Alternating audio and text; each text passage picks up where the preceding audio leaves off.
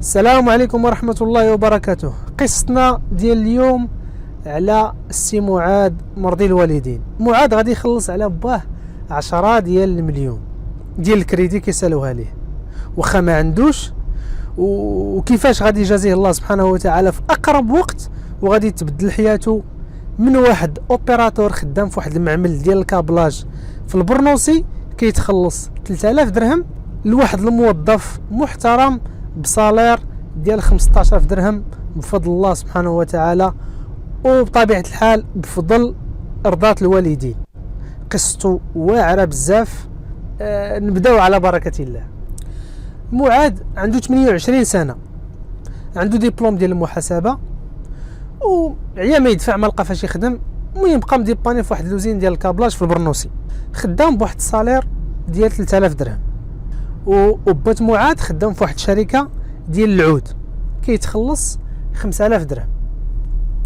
عايشين في الدار البيضاء وبالضبط في كاريان سونترال، وهما 4 ديال الخوت وبا وامو، يعني 6 ديال الناس، 6 ديال النفوس عايشين في براكه. راكم عارفين العيشه ديال البرار كيفاش دايره. المهم سيادنا في 2009 غادي يجي القرار ديال الهدم ديال بعض البرار في كاريان سونترال، وغادي يستافد بات معاذ من واحد البقعه ارضيه في الهرويين. المهم بات معاذ دار مع واحد المقاول باش يبني ليه الدار مقابل واحد القيمه ديال 2000 درهم غادي يبقى يعطيها ليه كل شهر. اتفق مع المقاول، بنى ليهم الدار. بات معاذ راه باقي خدام، معاذ خدام في الكابلاج حتى لهنا راه كلشي غادي مزيان. المهم بنى لهم المقاول الدار، سكنوا فيها. كل شهر كيجي كيشد هذيك 2000 درهم اللي دار معاه بات معاذ. في اواخر 2012 بات معاذ ولا عنده واحد المشكل صحي في العمود الفقري، ما بقاش قاد يهز الثقل. المهم من بعد ما تدهورات السيد الصحه ديالو، الشركه دارت ليه الصابونه، تحايلوا عليه حتى سنا لا ديميسيون ديالو، وكذبوا عليه بواحد 2 ديال الملايين وصيفطوه.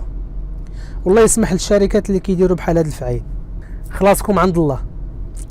على العموم الامور بدات كتزير على بات معاذ، مره خدام مره ما خدام. المهم كيبيعوا يشري في القزبور شي نعناع، لان حالته الصحيه مبقاش قاد انه يضرب تماره. الدعدعات عنده الوقت بزاف. ومعاذ مره كيعاون في المصروف ديال الدار. من بعد ما خرج بات معاذ من الخدمه، ما بقاش قادر يخلص هذيك 2000 درهم اللي كان دار مع المقاول كل شهر. يعني بقى المقاول صابر عليه تقريبا حتى الاواخر 2013، صافي هو يجي لعنده الدار باش يتفرقع عليه. هذاك النهار اللي غادي يجي المقاول كان معاذ جالس مع باه، كانوا مجمعين في وسط الدار وتسمعوا الدقان دق. خرج معاذ كيشوف شكون، قال ليه السيد واش كاين با؟ قال ليه كاين. كلمو هو يخرج لعنده. ملي خرج لعنده بات معاذ بقى كيزبل عليه وكيتغاوتو، عطيني رزقي، هاد الشيء راه ماشي خدمه هادي. وبات معاذ كيقول له تصبر عليا، راه ما قادرش نعطيك، غير صبر الله يجازيك بخير. والاخر محدو تيقول لي صبر، هو تيطلع للسماء وتيبدا يتغاوتو تما واحد المنظر. الناس بدات كتشوف. معاذ ما عجبوش الحال، هو يدور في هذاك السيد، في هذاك المقاول. قال له هذاك الشيء اللي كتسال الولد غادي نعطيه لك. قال لي هي دابا، يلا عطيه ليا. ويقول لي دابا غادي نمشي نجيب لك فلوس. دخل معاذ ويجيب ليه 4 ديال المليون. هاد 4 المليون اللي كان جا مع معاذ كان باغي يتزوج بها، جابها عطاها لهذاك المقاول. قال لي ها هي 4 المليون والباقيه غادي نكملها لك. شحال كتسالو كاع؟ 10 الملايين، صافي 6 الملايين غنكملها لك، وما بقيتش مازال تجي لهاد الدار هذه، غنجيبها لك حتى لعندك. شد المقاول هذيك الامانه، قال ليه فلوسي جيبها لي في اقرب وقت. قال لي صافي فلوسك غادي نجيبها لك، صافي غادي نرك زلافتك. بقى بات معاذ كيشوف في المنظر والدمعه نازله ليه من عينيه. بقى فيه ولده، وبقات فيه ديك 4 المليون اللي يجمع فيها سنين على اساس انه باغي يتزوج بها، وجابها وعطاها هذاك المقاول وقال ليه لا ما خصكش دير هكا، انا راه مشاكل اللي غادي نحلهم من راسي. وتيقول ليه ولده لا راه صافي انت دابا ما قادرش تخدم، صافي داكشي انا راه غادي نخلصو، غادي نشوف كيفاش. واخا نعطي مال الدنيا عليك انت راه ما غادي يكفي لك والو. وبقى مسكين با تيدعي معاه، الله يرضي عليك اولدي، الله يسهل عليك، يعني ما خلا باش دعا معاه بالدعوات الحسنه. المهم سيدي بقى معاذ كيفكر كيفاش غادي يخلص هذا الدين هذا اللي على باه. كيفكر يعني ليله نهار كيشوف كيفاش غادي منين غادي يجيب هاد 6 المليون باش يعني يفرج على با هاد الحمل اللي ثقيل عليه وثقيل عليهم كاملين. وسبحان الله يعني ما كملاتش شهر وقع واحد البلان اللي غادي يبدل جميع السيناريوهات اللي كان دايرهم معاد في بالو باش يخلص هذاك الدين اللي على باه. المهم معاد عنده واحد الدري صاحبو سميتو حسن، خدام مع واحد المقاول، شاد ليه بعض الحسابات ديالو ومهلي فيه مزيان، يعني داير ليه صالير زوين وداير ليه طوموبيل، يعني مهلي فيه مزيان. غادي يصوني حسن على معاد باش يتقهوى معاه، وهذه هي المناسبه فين يشوف معاد حسن حيت شحال هادي ما تلاقاو.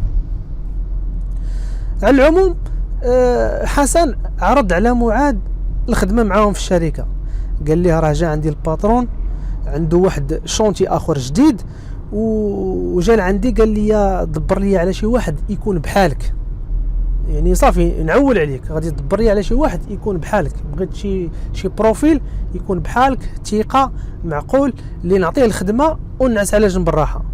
وقال لي حسن ما بان لي غير انت في البلان، اشنو بان لك؟ معاد ما ترددش قبل طبعا، وقال لي صافي على منى مشات الله يسخر. قال لي حسن صافي المهم غادي نعيط عليك باش ما كان. وملي كانوا جالسين في القهوه معاد عاود الحسن هاد المشاكل ديالو ديال باه وعلى هاد الدين اللي عليه، كانوا مناقشين في هاد الامور بيناتهم. المهم سيدي سيمانه بعدها معاد عيط عليه الباترون ديال حسن، قال ليه جي عندي للبيرو. مشى لعندو معاد، جلس معاه، ارتاحوا لبعضياتهم، سولو قال لي شحال بغيتي في الصالير؟ قال ليه اللي عطيتيني انا قابل به، المهم عندي انا هو راحة البال.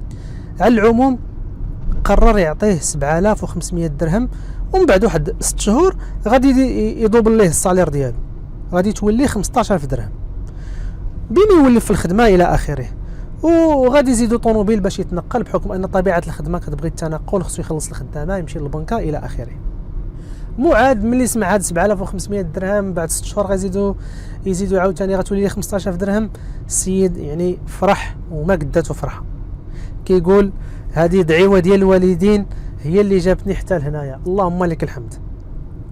والحاجه اللي غادي تبكي معاد تخليه يسجد من كثره الفرحه هو انه الباترون غادي يخلص الدين اللي على باه بعد ما عاود ليه حسن كل شيء على معاد.